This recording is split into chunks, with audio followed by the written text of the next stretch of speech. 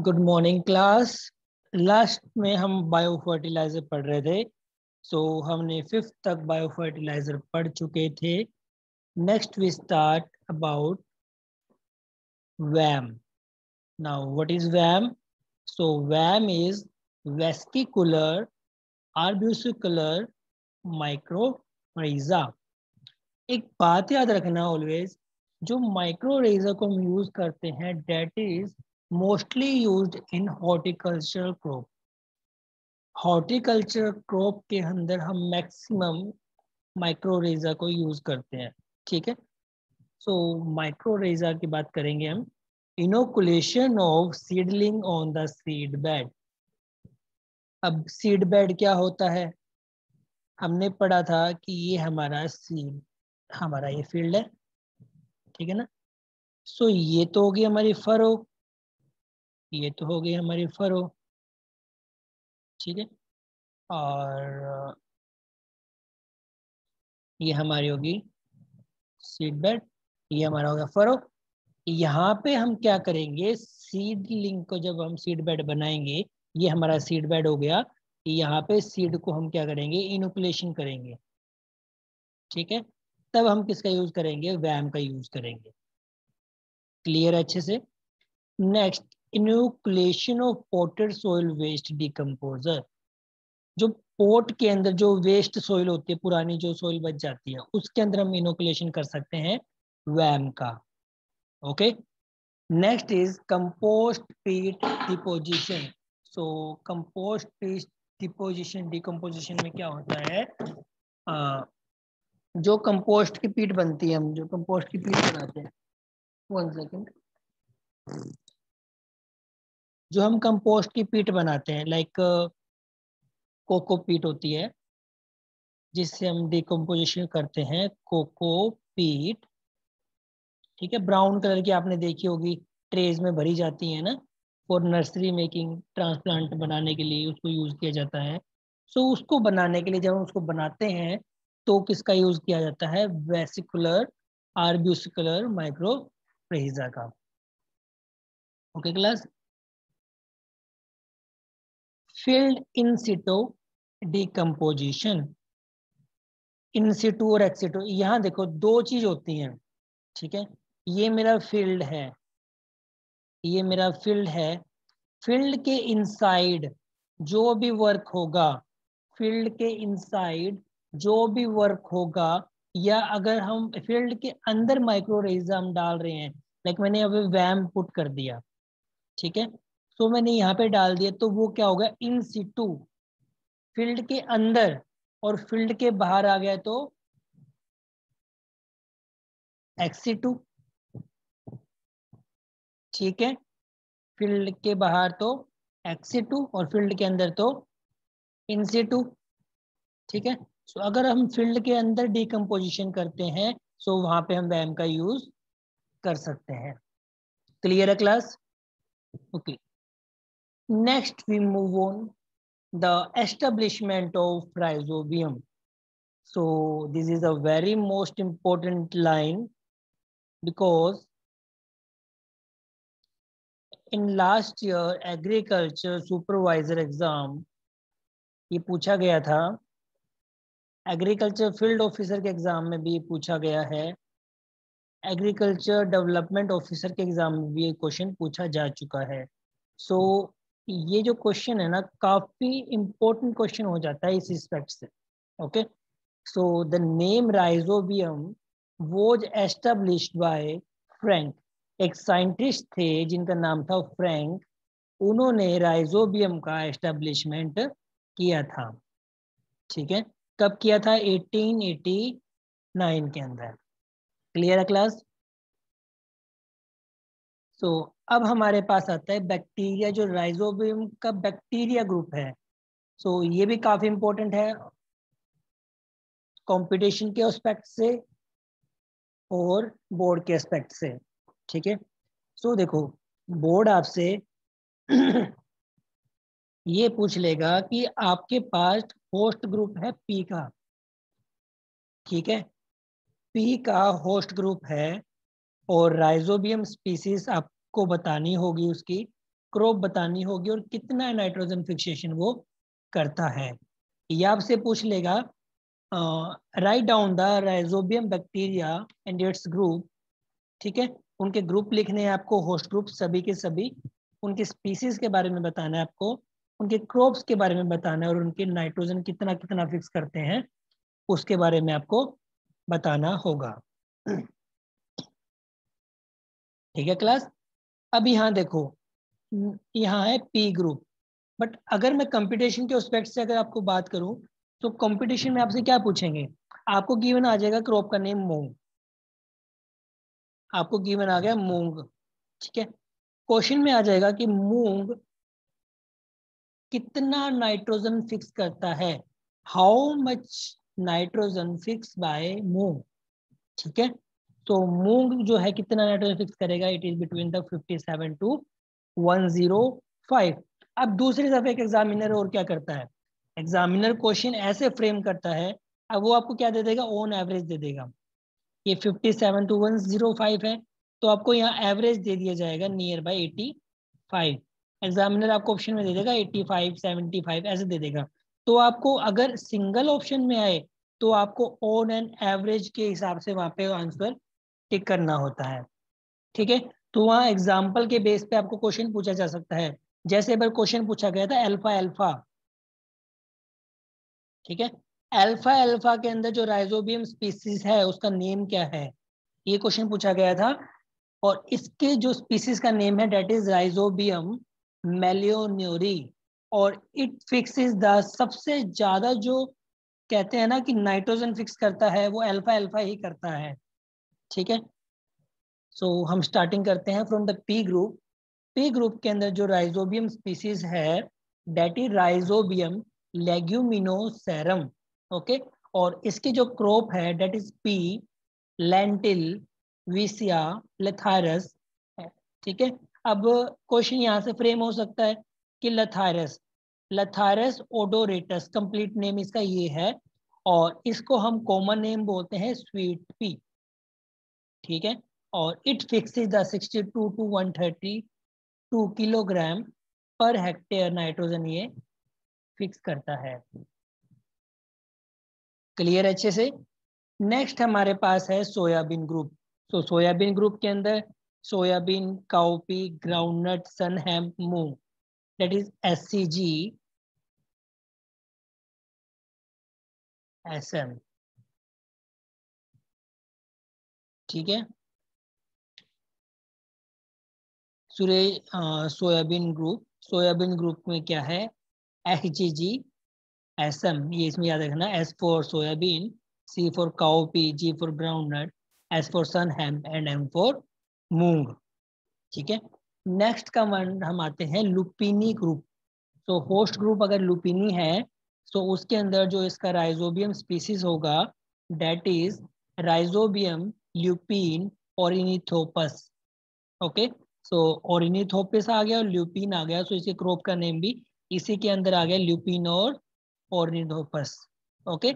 And it fixes the 70 to 90 kilogram पर hectare nitrogen. Clear है class.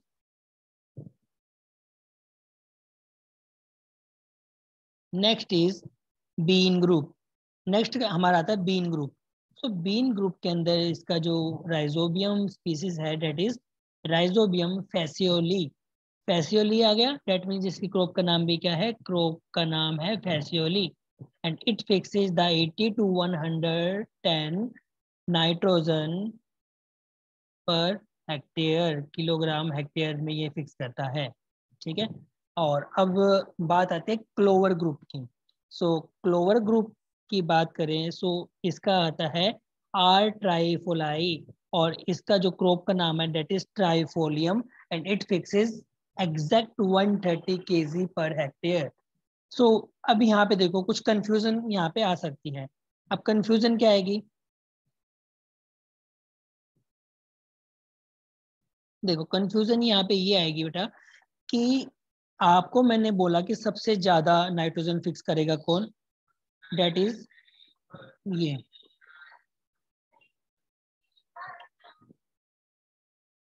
ठीक है। सो ये जो नाइट्रोजन फिक्स करेगा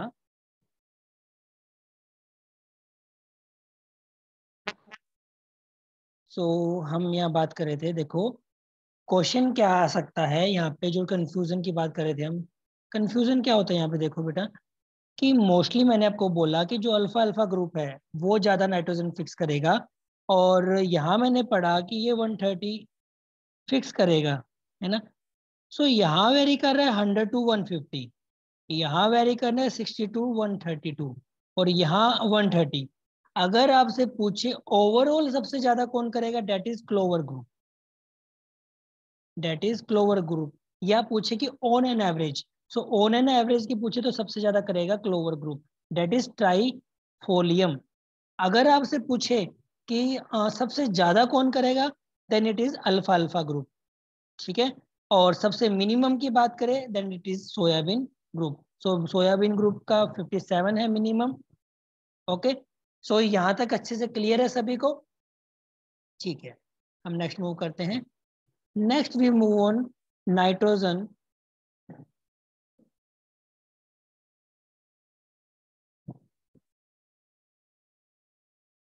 nitrogen cycle is a biogeochemical cycle by which nitrogen converted into chemical form as it calculate among the atmosphere and terrestrial and marine ecosystem. अब देखो, the conservation of nitrogen can be carried out through both biological and physical process. ये जो question है board के point of view से काफी important है, और 5 मार्क्स में क्वेश्चन ये फ्रेम होता है, ठीक है। 5 मार्क्स में या 3 मार्क्स में क्वेश्चन ये डेफिनेटली फ्रेम होता है, तो इसको अच्छे से समझना। अब नाइट्रोजन फिक्सेशन क्या होगा, नाइट्रोजन फिक्सेशन एक साइकिल है, उसमें क्या होता है, बायोजियो केमिकल साइकिल। मीन्स क्या, वहां पे बायो का रोल भी होगा, अर्थ का रोल भी होगा, और इन्वायरमेंट का रोल होगा, और केमिकल रिएक्शंस का भी वहां पे रोल होगा। तो नाइट्रोजन फिक्सेशन क्या है, एक नाइट्रोजन की साइकिल है जो कि बायो जियो केमिकल साइकिल है, जिसके अंदर नाइट्रोजन कन्वर्ट होता है डिफरेंट डिफरेंट केमिकल फॉर्म के अंदर, डिफरेंट डिफरेंट केमिकल फॉर्म के अंदर ये कन्वर्ट होता है, ठीक है। As it circulate among the atmosphere. देखो, ये नाइट्रोजन है एटमॉस्फेयर के अंदर, नाइट्रोजन से फिक्स हो गए किस में, प्लांट्स में, ठीक है। प्लांट से किसने लिया, एनिमल्स ने, एनिमल्स ने खा लिया, एनिमल्स ने अपना वेस्ट निकाला, एनिमल ने जो अपना वेस्ट निकाला वो कहाँ पे निकाला, सोइल के अंदर, है ना। ये जो वेस्ट निकाला है किस फॉर्म में निकालेगा, यूरिया की फॉर्म में और यूरिक एसिड की फॉर्म में, यूरिया और यूरिक एसिड की फॉर्म में निकालेगा। उसके अंदर क्या होता है, नाइट्रोजन होता है, वो अगेन कहाँ जाएगा, जो यूरिया होगा वो तो चला जाएगा लैंड के अंदर, और जो यूरिक एसिड की गैस बन के कहाँ आ जाएगा, अगेन इन्वायरमेंट के अंदर। इन्वायरमेंट से ही गया, इन्वायरमेंट में ही आ गया, अल्टीमेटली क्या आ गया, साइकिल रिवर्स होगी ना, कि जहां से गया वहीं पे वापस आ गया। ओके, ये हो गई हमारी नाइट्रोजन साइकिल। नाइट्रोजन साइकिल बताइए, अभी मैंने नाइट्रोजन फिक्सेशन के बारे में बात नहीं की है। अब देखो यहाँ पे इन्होंने बात की है, the conservation of nitrogen can be carried out through both biological and physical process. Nitrogen का conservation, nitrate convert into nitrite convert into nitrate, and nitrate converted into ammonia, ठीक है। ये कंजर्वेशन होता है, कन्वर्सन सारा होता है, ठीक है। और ये कन्वर्जन हम आगे पढ़ेंगे कैसे कन्वर्जन होता है इसके अंदर। इसके अंदर जो कन्वर्जन होगा वो बायोलॉजिकल प्रोसेस से होगा और फिजिकल प्रोसेस से होगा, ठीक है। नाइट्रोजन फिक्सेशन क्या हुआ, ये साइकिल है एक, बायोजियो केमिकल प्रोसेस चलती है उसके अंदर, और इसके अंदर जो नाइट्रोजन होता है वो कन्वर्ट हो जाता है केमिकल फॉर्म के अंदर और सर्कुलेट रहता है एटमॉस्फेयर के अंदर, ठीक है। Now it is the atmospheric nitrogen cycle, कैसे पूरी साइकिल चलती है, ठीक है। देखो,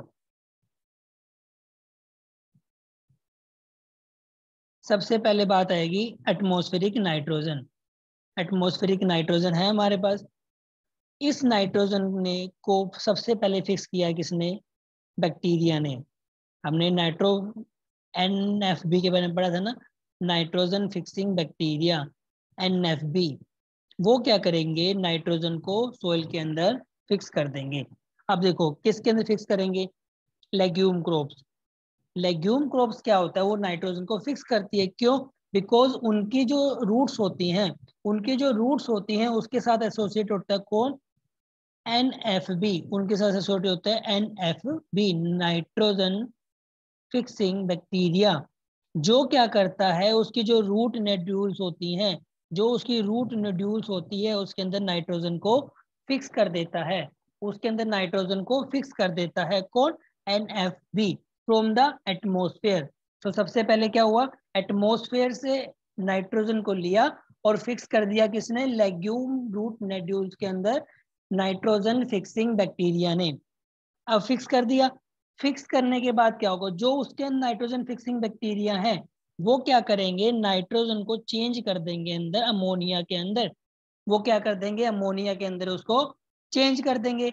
सो क्वेश्चन यहाँ फ्रेम होता है कि अमोनिया के अंदर नाइट्रोजन, जो एटमॉस्फेरिक नाइट्रोजन होती है, एटमॉस्फेरिक नाइट्रोजन को कौन अमोनिया के अंदर चेंज करता है। So nitrogen fixing bacteria fix the nitrogen in the form of ammonia in the root nodules. Okay, so root nodules में फिक्स की जाती है और वो कौन करता है, nitrogen fixing soil bacteria. Clear है। नेक्स्ट, अमोनिया बन गया है। अब अमोनिया से नाइट्राइट बनेगा, सो नाइट्राइट बनाने के लिए जो बैक्टीरिया यूज होंगे, that is nitrifying bacteria. Ammonia से नाइट्राइट में कन्वर्जन के लिए जो बैक्टीरिया यूज होंगे, bacteria name is nitrifying bacteria and the process is called nitrification. Okay, nitrifying bacteria changes ammonia to nitrides and the process is called nitrification. Atmospheric nitrogen convert to the ammonia by the help of nitrogen fixing bacteria in the legume root nodules and the process is called ammonification. Atmospheric nitrogen से ammonia बनना is called ammonification and ammonia से nitrite का बनना that is nitrification. Clear है। Next, अब nitrate हमारे पास बन चुका है, स्टेप 2 पे हम आ चुके हैं। देन नाइट्राइट का कन्वर्ट होगा नाइट्रेट्स के अंदर, तो इसको कन्वर्ट करने के लिए नाइट्राइफिकेशन फाइंग बैक्टीरिया होंगे, वो यहाँ पे रोल करेंगे। ठीक है, नाइट्राइफाइंग बैक्टीरिया क्या करेंगे, उसको नाइट्राइट में चेंज कर देंगे। क्लियर है, नाइट्रेट में चेंज हो गया। अब ये जो NO3 बना है, इसको जो डीनाइट्रीफाइंग बैक्टीरिया है वो क्या करेंगे, डीनाइट्रीफाइंग बैक्टीरिया के पास क्या होता है, वाटर अवेलेबल होता है, तो वो क्या करेगा, यहाँ से O को रिमूव कर देगा और नाइट्रोजन को अगेन एटमॉस्फेयर के अंदर रिलीज कर देगा। क्लियर हुआ। हमने स्टेप पढ़ी 3। Number 1 is ammonification. So if anybody asks you what is ammonification, then you will say the process of conversion of atmospheric nitrogen in the form of ammonium by the help of nitrogen fixing soil bacteria in the legume root nodules is called ammonification. Okay, the next step is nitrification. Next process is nitrification. So what is nitrification? The conversion of ammonium to the nitrites by the help of nitrifying bacteria is called nitrification. Okay, next is nitrate conversion. So nitrite to nitrate conversion is by the help of nitrifying bacteria. Then nitrates convert into atmospheric nitrogen and this process is called denitrification. And denitrification is done by denitrifying bacteria. Okay, so हमने complete overview ले लिया है। Next, if it not fixing in the atmosphere, then it can take by the plants. It can take by the plant, and this process is called assimilation. If the nitrate is directly taken by the plant, this process is called assimilation. Then plant से कौन use करेगा? ऐसे decomposers use करेंगे. Plant से इसको decomposer use करेंगे. And decomposer के पास क्या होता है? एरोबिक और एनारोबिक बैक्टीरिया. यहाँ पे आपको एक बात क्लियर करनी होगी, the difference between aerobic and anaerobic bacteria. So aerobic और एनारोबिक बैक्टीरिया में क्या डिफरेंस होगा? Aerobic means in the presence of air, anaerobic means in the absence of air. Okay, means aerobic जो बैक्टीरिया होंगे वो presence में काम करेंगे ऑक्सीजन की, और जो एनारोबिक होंगे वो एब्सेंस में काम करेंगे ऑक्सीजन की. मतलब यहाँ पे तो होगी एब्सेंस, यहाँ पे होगी प्रेजेंस. प्रेजेंस को बोलेंगे हम एरोबिक, और जो एब्सेंस को बोलेंगे हम एनारोबिक. सो डिकम्पोजर इस प्रोसेस से क्या कर देंगे? जो उसने नाइट्राइट्स लिए हैं, नाइट्राइट्स को कन्वर्ट कर देगी किसके अंदर? अमोनिया के अंदर. क्लियर है? सो यहाँ तक अच्छे से क्लियर हो गया ना सभी को? ठीक है. अब यहाँ पे कुछ इसके बारे में लिखा हुआ है, जो हमने समझा है वही यहाँ पे लिखा हुआ है. So nitrifying bacteria, plural nitrifying bacteria, any of small group of aerobic bacteria, Nitrobacteraceae. ये देखो, जो एरोबिक बैक्टीरिया यहाँ पे नाइट्रीफाइंग बैक्टीरिया है, इसकी फैमिली का नाम दिया हुआ, डेट इज नाइट्रोबैक्टीरियेसिए फैमिली है इसकी. So if anybody asks you that what is the family of nitrifying bacteria, then you can say the family of nitrifying bacteria is Nitrobacteriaceae. ठीक है? That use inorganic chemical as an energy resource. Because हमने बात की है nitrate NO3 होगा, है ना? NO3 होगा. NO3 क्या है? हम केमिकल है ना. सो इनऑर्गेनिक केमिकल हुआ, और इस इनऑर्गेनिक केमिकल को एज एनर्जी रिसोर्स ही क्या करेंगे? यूज करेंगे. क्लियर है? नेक्स्ट हम बात करते हैं, they are micro organism that are important in the nitrogen cycle as converter of soil ammonium to nitrate and compound usable by the plant. अब यहाँ पे जो माइक्रो ऑर्गेनिज्म है वो नाइट्रोजन साइकिल के अंदर सोइल अमोनिया को कन्वर्ट कर देंगे नाइट्रेट के अंदर. हम पढ़ चुके हैं, the process is called nitrification, है ना? और ये जो यूज होगा by the plant. Next, nitrification process require the mediation of two distinct group. अब देखो, हमने दो चीजें पढ़ी हैं, नाइट्रिफिकेशन और नाइट्रेट टू नाइट्रेट का कन्वर्जन, और अमोनिया टू नाइट्राइट का कन्वर्जन. सो यहाँ पे देखो दो चीज आएंगी. Bacteria that convert ammonia to nitrate, जो बैक्टीरिया अमोनिया से नाइट्राइट में कन्वर्जन करेंगे उन बैक्टीरिया को हम बोलेंगे नाइट्रोमोनास, या फिर नाइट्रोसोस्पायरा, और फिर नाइट्रोसोकोकस, नाइट्रोसोबोलस. ठीक है? And bacteria that convert nitrite to nitrates is called Nitrobacter, Nitrospina और नाइट्रोकोकस. तो मेनली आपको क्या लिखना है कि जो अमोनिया से, देखो, अमोनिया से जो नाइट्रेट में कन्वर्जन करे और नाइट्रेट से नाइट्रेट में कन्वर्जन करे. सो देखो, अमोनिया से conversion into NO2, conversion to NO2 and then conversion into NO3. So NO2 को कौन कन्वर्ट करेगा? That is नाइट्रोमोनास. That is नाइट्रोमोनास. यहाँ पे आ जाएगा नाइट्रोमोनास, और जो NO2 to NO3 करेगा that is Nitrobacter. That is Nitrobacter. Clear है बेटा अच्छे से?